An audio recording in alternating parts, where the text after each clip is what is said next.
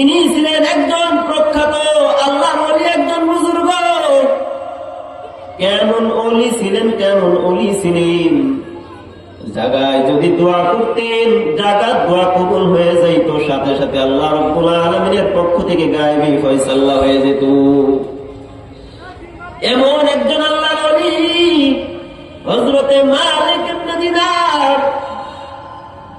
হযরতে মালিক ইবনে দিনারের প্রথম জীবনীটা ছিল একটু ব্যতিক্রম, একটু অন্যরকম।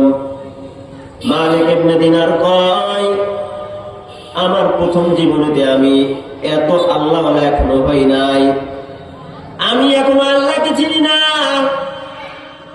মালিক ইবনে দিনার বলে, আমার একটা দায়িত্ব ছিল, বাজারের ভিতরে অনেকগুলা দোকান ছিল, এই দোকানে থেকে আমার ট্যাক্স তোলার দায়িত্ব ছিল। আমি এই দোকানগুলো থেকে ট্যাক্স উঠাইতাম, ট্যাক্স উঠে আমি দিনের শেষে আমি অধিক হারে মদ্যপান করে শুয়ে থাকতাম।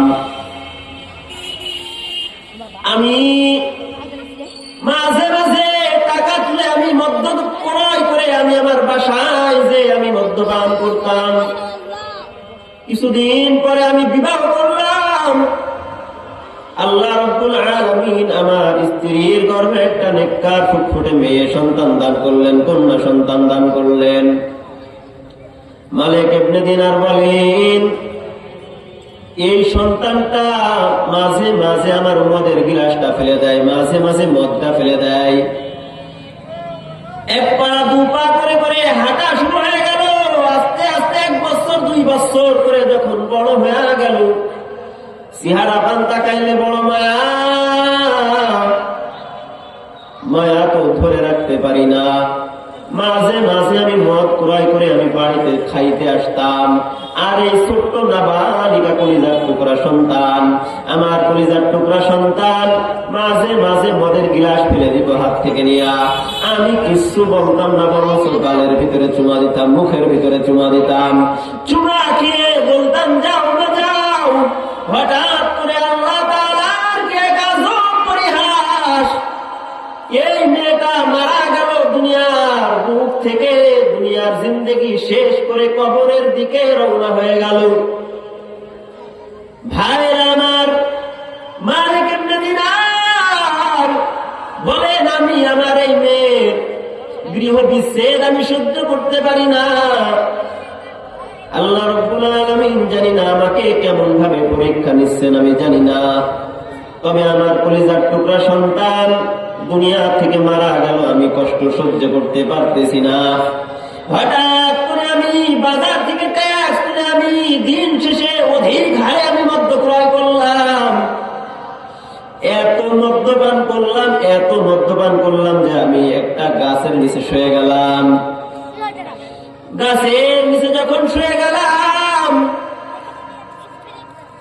ঘুমের ভিতরে আমি স্বপ্নে দেখতেছি কিয়ামতের ময়দান কায়েম হয়ে গেছে। ইসরাফিল আলাইহিস সালাতু ওয়াস সালাম সিংহায় সিংহায় ফুঁক দিয়েছেন, কিয়ামতের ময়দান কায়েম হয়ে গেছে। সকলে কবর থেকে উঠে একদিকে দৌড়াচ্ছে। আমি মালিক ইবনে দিনার ওদের পিছন দিকে আমি রওনা হতে লাগলাম।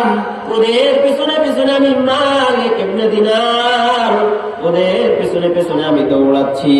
হঠাৎ করে কিছু দূর যাওয়ার পর আমি দেখলাম একটা অজগর সাপ আমার পেছনে ধাওয়া করেছে।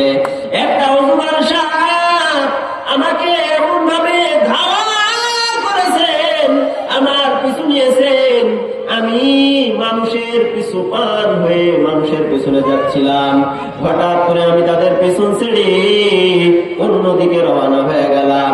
তারপরেও সাপ আমার পিছন ছেড়ে না, সাপ আমার দিকে পেছন দিকে ধাওয়া করে চলেছে, আমার পেছন দিকে। হঠাৎ করে কিছু দূর যাওয়ার পর আমি রাস্তার ভিতরে একটা বৃদ্ধা পুরুষকে আমি পাইলাম, একজন হত বৃদ্ধ, খুবই বৃদ্ধ, ক্ষীণ বয়স, গায়ে কোনো শক্তি নাই। আমি ওই আল্লাহ বান্দাকে বললাম, বাবা আমাকে বাঁচান, আমাকে একটা অজগর সাপ আমার পিছনে ধাওয়া করেছে, আমাকে তাড়তেছে, আমাকে বাঁচান। ওই মুরব্বি লোক বলল, বাবা আমার গায়ে শক্তি নাই, আমি বড়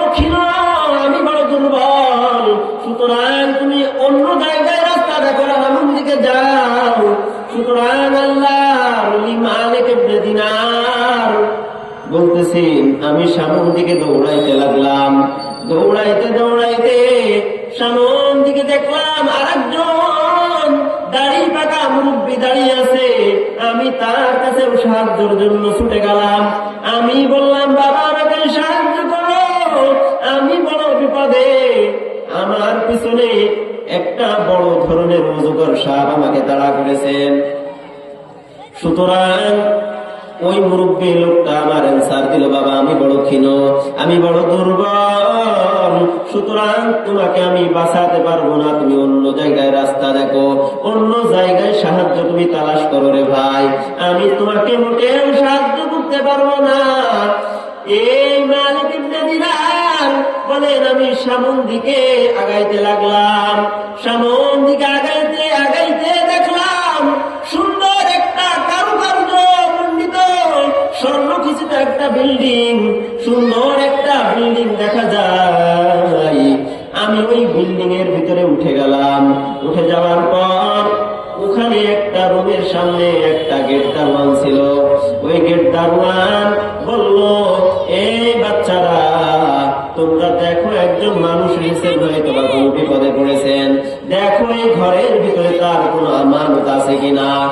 এই মালিক ইবনে দিনার দৌড়াইতে দৌড়াইতে যখন ওই সুন্দর ঘরের কিনারায় যখন যায়, তখন তার মধ্য থেকে ওই ছোট্ট মেয়েটা যখন যেই সময় দুনিয়া থেকে মারা গিয়েছিল, ওই ছোট্ট সন্তান ঘরের ভিতর থেকে দৌড়াইয়া দৌড়াইয়া আসতেছেন।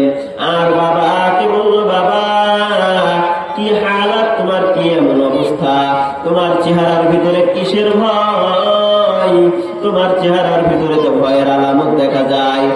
আব্বা যখন মালিক ইবনে দিনার ওই ঘরের ভিতরে যেয়ে বসলো, আর ওই ছোট্ট সন্তান যেটা দুনিয়ার ভিতর থেকে মারা গিয়েছিল নাবালেগ অবস্থায়, ওই মেয়েটা এসে বাবার কোলের উপরে বসলো, বাবাকে অনেক রকম প্রশ্ন করতে লাগলো। এক পর্যায়ে মালিক ইবনে দিনার মেয়েকে বলল, মা কি হালাত, এখানে তুমি কি করো? ওই মেয়ে বলল, আব্বা দুনিয়ার থেকে যারা ছোট অবস্থায় যারা মারা যায়, নাবালেগ অবস্থায় যারা মারা যায়, তারা এখানে এই জান্নাতের ভিতরে হযরতে ইব্রাহিম আলাইহিস সালাতু ওয়াস সালামের কাছে এরা আমানত থাকে, বরঞ্চ আমি এখানে ভালোই আছি, আমি জান্নাতের মেহমান হয়ে গেছি। তখন আল্লাহর ওলি মালিক ওই মেয়েকে জিজ্ঞাসা করতেছেন, ও মা আমি যখন রাস্তা দিয়ে আসছিলাম, আমার পেছনে একটা অজগর সাপ, ভয়ানক সাপ আমার পেছনে তাড়া করেছিল, ওই সাপটা কি? ওই ছোট্ট সন্তান কয়, আব্বা জান ওই অজগর সাপ হলো আপনার পাপ, এটা হলো আপনার পাপ কাজের ফসল। এক পর্যায়ে আবার সে প্রশ্ন করে বসলো মালিক ইবনে দিনার, বলল, আমার কলিজার টুকরা সন্তান, আমি রাস্তার ভিতরে দুইজন হতবৃত্ত আমি দুইজন পুরুষকে দেখতে পেয়েছিলাম, যাদের চুল দাড়িগুলো ছিল সাদা, গায়ে মোটেও শক্তি ছিল না, ওই দুইজন কারা? মেয়ে বলে, আব্বা জান ওই দুইজন হলো আপনার নেক আমল, আপনার নেক আমল ছিল অনেক দুর্বল, অনেক দুর্বল, আপনার নেক আমল দুর্বল থাকার কারণে আপনাকে সাহায্য সহযোগিতা করতে পারে নাই। ও আব্বা, সুতরাং তোমার কি এখনো সময় হয় নাই আল্লাহ তাআলার দিকে রুজু হওয়ার? তোমার এখনো কি সময় হয় নাই নামাজ পড়বার? এখনো কি তোমার সময় হয় নাই তওবা করার? ও বাবা, তুমি কবে ফিরে আসবা আল্লাহ তাআলার দিকে?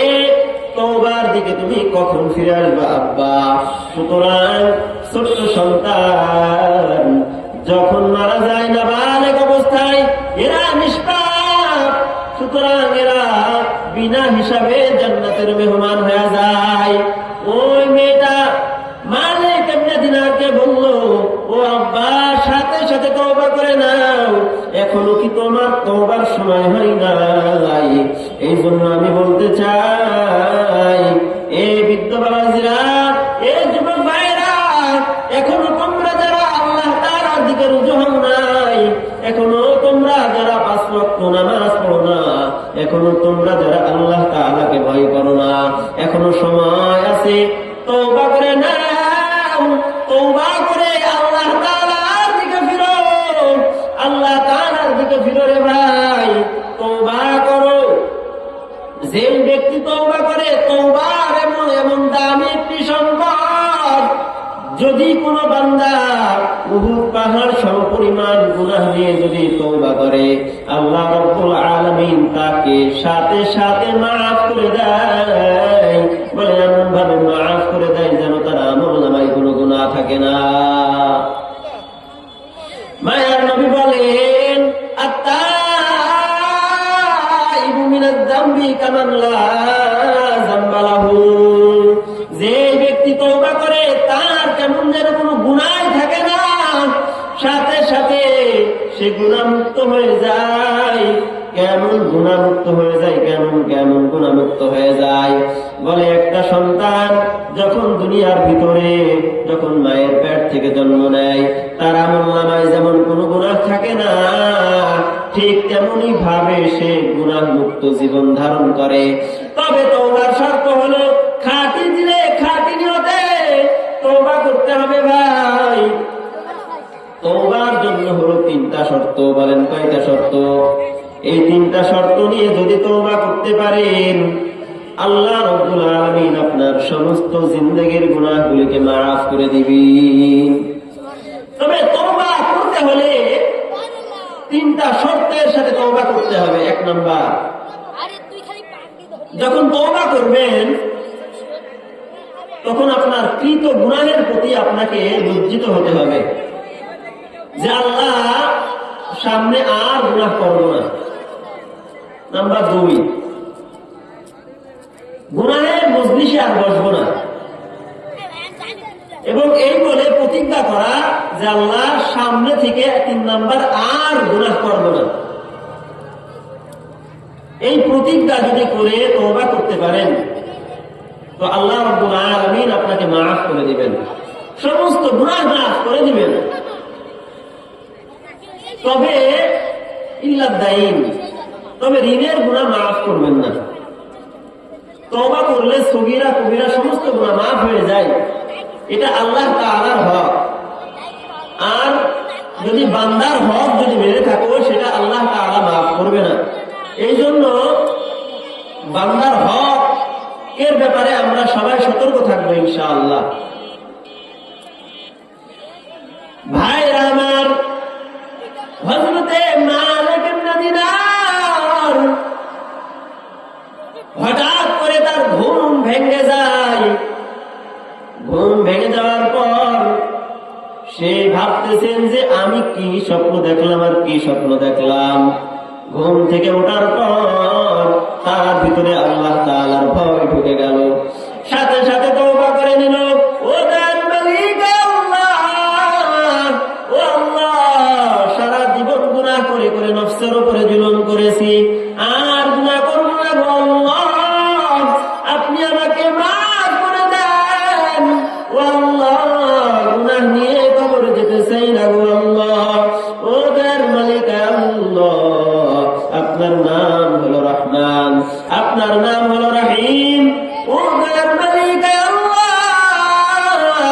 আপনি যদি মাফ না করেন আল্লাহ, তবে দুনিয়ার কোন মানুষ আমাকে মাফ করার ক্ষমতা রাখে না গো আল্লাহ। আপনি হলেন রহমান, আপনার নাম হলো রহিম, আপনার মতো মায়ার কেউ নাই। ও দয়ার মালিক, আপনি আমাকে মাফ করে দেন আল্লাহ, জিন্দেগিতে আর গুনাহ করব না। মালিক ইবনে দিনার তওবা করে এমন আল্লাহর ওলি হয়ে গেলেন, এমন আল্লাহর ওলি হয়ে গেলেন, ওলিয়ে আজম হয়ে গেলেন, সব থেকে বড় কামেল ওলি হয়ে গেলেন। কেমন ওলি, এমন আল্লাহ ওয়ালা হয়ে গেলেন যে যখন দোয়া করে আল্লাহ তাআলার কাছে দোয়া করে, সাথে সাথে কবুল হয়ে যায়, সাথে সাথে কবুল হয়ে যায়। সুতরাং ভাইরা আমার, বালা মুসিবত দিয়ে আল্লাহ রাব্বুল আলামিন আমাদেরকে অনেক সময় পরীক্ষা নেবেন। এই পরীক্ষায় আমাদেরকে ধৈর্য ধারণ করা লাগবে রে ভাই। অনেক সময় আমাদের কলিজার টুকরা সন্তানকে আল্লাহ সিনায় এখানে ধৈর্য ধারণ করতে হবে। মালিক ইবনে দিনার তওবা করার পরে এমন ইমানদার হয়ে গেলেন, এমন মুত্তাকি হয়ে গেলেন, এমন আল্লাহর ওলি হয়ে গেলেন যে আল্লাহ তাআলার কাছে দোয়া করতে দেরি, কবুল হতে দেরি না। মালিক ইবনে দিনার একদিন হঠাৎ করে নদী পার হবেন, কিন্তু নদীর ভিতরে কোনো মাঝি নাই, পাল্লা নাই, মাঝি নাই, পাল্লা নাই, এমনকি নৌকা নাই, জাহাজ নাই, স্টিমার নাই। মালিক ইবনে দিনার আল্লাহ তাআলার কাছে দোয়া করতেছেন আর বলতেছেন, ও দয়ার মালিক আল্লাহ, আমি নদী পার হবো, আল্লাহ ব্যবস্থা করে দেন। আয় আল্লাহ, নদীর ভিতরে কোনো মাঝি নাই, কোনো মাল্লা নাই, ও আল্লাহ নৌকা নাই, কোনো স্টিমার নাই, ও আল্লাহ আপনি আমাকে স্টিমারের ব্যবস্থা করে দেন। মালিক ইবনে দিনার দোয়া করতে দেরি, আল্লাহ তাআলা ব্যবস্থা করতে দেরি না। ওরে নবীর উম্মতের দল, এখন প্রশ্ন আসতে পারে, হুজুর আমরাও তো দোয়া করি, তবে আমাদের দোয়া কেন কবুল হয় না, কেন কবুল হয় না, কেন কবুল হয় না? যেই জবানে মিথ্যা কথা বলো, যেই জবানে মানুষের গালি দাও, ওই জবানে দোয়া করলে দোয়া কবুল হবে না।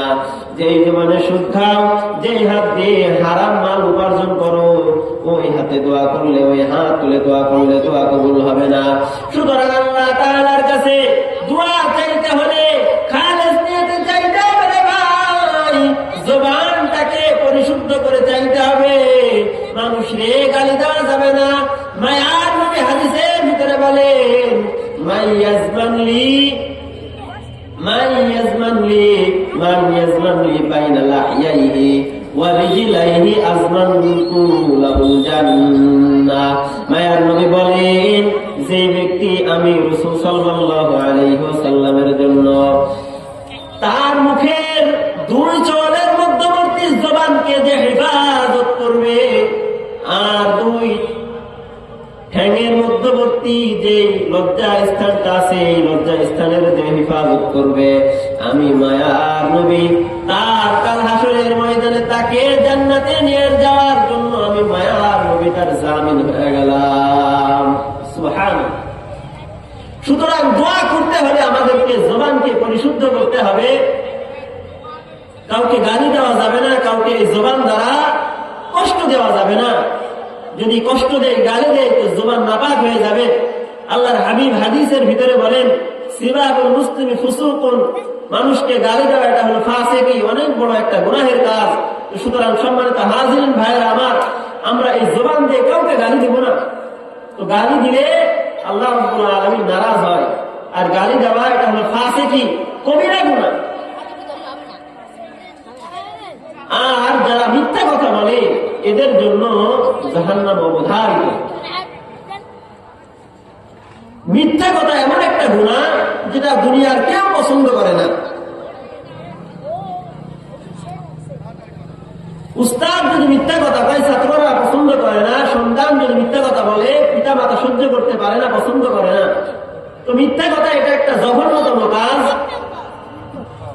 মিথ্যা কথা যে কবিরা গুনাহ, এটা বুঝতে দলিলের প্রয়োজন হয় না, যদিও দলিল আছে। এটা বোঝার জন্য বিবেক নামক আদালতের কাছে প্রশ্ন করলেই বোঝা যায় যে মিথ্যা কথা এটা হলো খারাপ কাজ। মিথ্যা কথা বলা যাবে না। মিথ্যা কথার যদিও অনেক দলিল আছে যে মিথ্যা কথা বলার কারণে গুনাহ হয় এবং জাহান্নামে যাওয়া লাগবে মিথ্যা কথা বলার কারণে। আল্লাহ রাব্বুল আলামিন বলেন, ওয়াইলু ইয়াউমাইযিল লিল মুকাদ্দিবিন, ওয়াইলু ইয়াউমাইযিল লিল মুকাদ্দিবিন, যারা মিথ্যা কথা বলে তাদের জন্য হলো ওয়াইল নামক জাহান্নাম, ওয়াইল নামক জাহান্নাম। ওরে নবীর উম্মতের দল, যারা ব্যবসায় ভেজাল করে তাদের জন্য ওয়াইল নামক জাহান্নাম। ব্যবসায় যারা ভেজাল করে, যারা মিথ্যা কথা বলে, তাদের জন্য ওয়াইল নামক জাহান্নাম। আল্লাহর হাবিব হাদিসের ভিতরে বলেন, আত-তাজির সুদুকুল আমিন মান নাবিয়্যিনা ওয়াস সিদ্দিকিনা ওয়াস শুহাদা'i ওয়াস সালিহিন। যারা নেক ভাবে, সৎ ভাবে যারা ব্যবসা করবে, যারা রাসূল সাল্লাল্লাহু আলাইহি ওয়াসাল্লামের সুন্নাহ মেনে, রাসূল সাল্লাল্লাহু আলাইহি ওয়াসাল্লামের